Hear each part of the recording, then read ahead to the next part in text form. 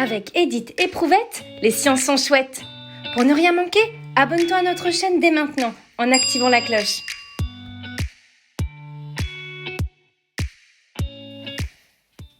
Quelles sont les différentes formes d'énergie ? Tout d'abord, il faut savoir que l'énergie permet de faire fonctionner ou de faire bouger quelque chose. Elle sert par exemple à déplacer des objets ou à se déplacer soi-même, à chauffer, à éclairer ou encore à communiquer. On peut aussi dans certains cas la stocker pour l'utiliser plus tard. L'énergie utilisée par les humains existe sous plusieurs formes. Parmi elles, on trouve d'abord l'énergie mécanique, aussi appelée énergie de mouvement. C'est celle qui est liée au mouvement ou à la position du corps, comme lorsque tu cours ou quand tu pédales et que ton vélo avance. Il y a aussi l'énergie thermique, c'est-à-dire celle de la chaleur. Elle vient du feu de la gazinière ou de la cheminée, du radiateur de ton chauffage central ou encore du soleil. Ensuite vient l'énergie rayonnante ou lumineuse. C'est celle du soleil qui éclaire la terre ou celle d'une ampoule qui éclaire ta chambre. Et enfin, l'énergie électrique, celle qu'on utilise le plus dans notre vie de tous les jours. C'est elle qui fait fonctionner la bouilloire, l'ordinateur ou encore l'aspirateur. Quelles sont les sources d'énergie ? Ces énergies ont deux origines. D'un côté, il y a les énergies naturelles, qu'on appelle aussi énergies primaires. Elles sont tout simplement puisées dans la nature, en surface comme en profondeur. Le vent, le soleil, la chaleur de la terre, l'eau, mais aussi le bois, le gaz, le charbon ou encore le pétrole. En utilisant directement ces éléments, on peut produire de l'énergie. Par exemple, quand on fait brûler du bois, on obtient de la chaleur, donc de l'énergie thermique. Ou encore, quand l'eau d'une rivière fait tourner la roue d'un moulin, elle libère de l'énergie mécanique, une énergie naturelle. De l'autre côté, il y a les énergies transformées ou secondaires. Celles-ci sont fabriquées par l'homme à partir d'une énergie naturelle.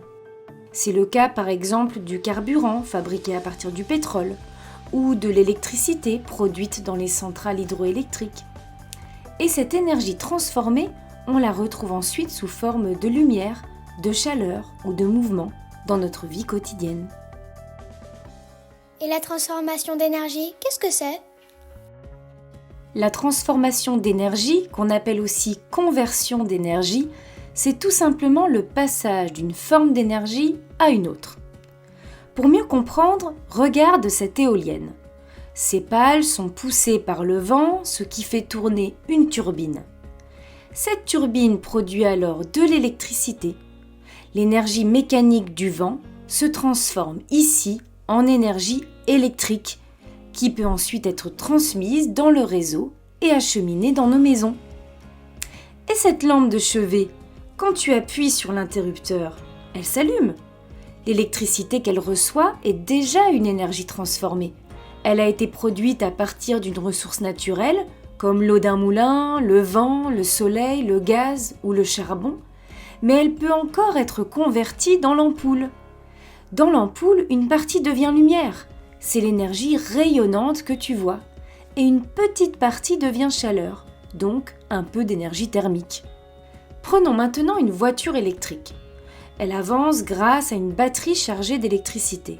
Cela veut dire que l'électricité stockée dans la batterie est convertie en énergie mécanique par le moteur électrique.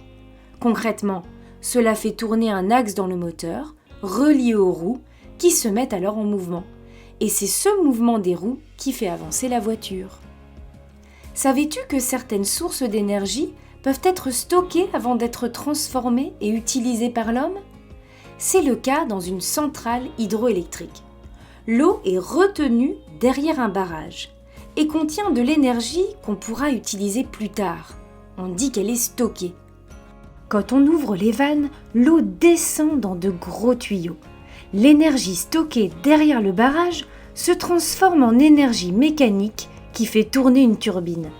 La turbine entraîne un alternateur et c'est ainsi que l'on produit de l'électricité grâce à l'énergie de l'eau stockée en amont. Tu sais maintenant qu'il existe plusieurs formes d'énergie, mécanique, thermique, rayonnante ou électrique. Pour être utilisées par l'homme, ces énergies peuvent être exploitées directement ou converties en une autre forme plus adaptée à nos besoins. Retrouvez-nous pour en savoir plus sur les sciences en téléchargeant la séance complète qui accompagne cette vidéo.